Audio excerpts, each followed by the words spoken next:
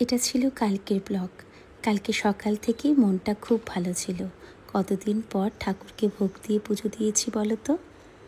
সেই দিদির কাছে ঘুরতে গিয়েছিলাম, তখন থেকেই আমার ঠাকুরকে আর পুজো দিতে পারিনি।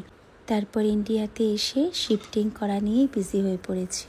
তোমরা অনেকেই আমাকে বলেছিলে, দিদি আস্তে আস্তে সব কিছু সেট করো, শরীরের দিকে নজর দিও।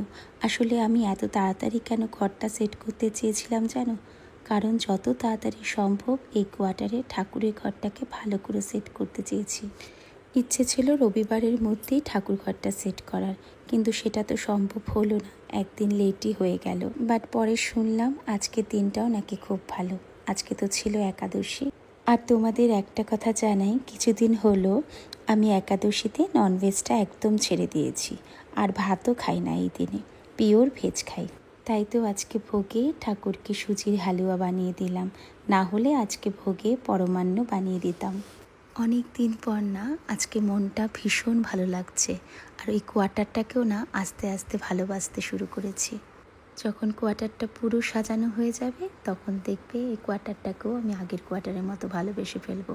আসলে আবার তো নতুন করে প্রতিটা ঘর তার কর্নারগুলো সাজাচ্ছি, তাই নিজের হাতে না কিছু তৈরি করলে তার আনন্দটাই আলাদা হয়।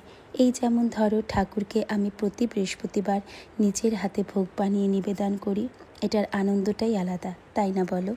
যেহেতু এটা ছিল এই কোয়ার্টারের প্রথম পুজো, তাই মঙ্গলবার হওয়া সত্ত্বেও ঠাকুরকে আমি ভোগ দিয়ে পুজো দিয়েছি। তোমাদের মধ্যে অনেকেই আমার শিবলিঙ্গটার কথা জিজ্ঞেস করেছো, এটা কিসের? এটা স্ফটিকের শিবলিঙ্গ, আর গৌরীপীঠটার উপর। এই শিবলিঙ্গটা পুরো কাস্টমাইজ করা হয়েছে, আর এটা আমাকে আমার মা দিয়েছে। কালকে যে ঠাকুরের পুজোর ছবিগুলো দিয়েছিলাম, এতে অনেকে লিখেছে যে আমি 4টা বাটিতে কী কী রেখেছি। এতে আমি কুমকুম, হলুদ, আতপ চাল আর চন্দন রেখেছিলাম। তোমাদের মধ্যে অনেকেই আমাকে বলেছো তোমরা নাকি রাধাকৃষ্ণের বিগ্রহতে পুজো করতে ইচ্ছে করে, বা তোমরা করো না, কারণ এর নাকি অনেক নিয়ম। বিশ্বাস করো, আমি কিন্তু কোনো নিয়ম করি না।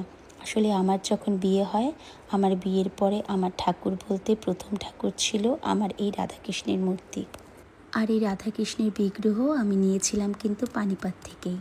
একদিন সন্ধেবেলায় ঠাকুরের দোকানের পাশ দিয়ে ঘুরতে যাচ্ছিলাম, যাওয়ার পথে দেখি এই রাধাকৃষ্ণের বিগ্রহকে খুব সুন্দর করে সাজিয়ে রেখেছে একটা কাঠের দোলনার ওপর।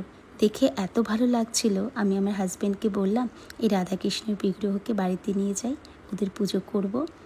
সেই যে বাড়িতে নিয়ে আসলাম, আর সেই দিন থেকেই পুজো করা শুরু করলাম। ভালোবেসে পুজো করলাম, মন থেকে পুজো করলাম, কোনো নিয়ম মেনে না। আর জানো তো, সেই সময় না আমার এত সুন্দর মন্দিরও ছিল না, তাই রাধাকৃষ্ণকে কোথায় বসাবো, তার জন্য ওই কাঠের দোলনাটাও কিনে নিয়েছিলাম। আজকের ব্লগটা এখানেই শেষ করছি। ভালো থেকো তোমরা, টাটা।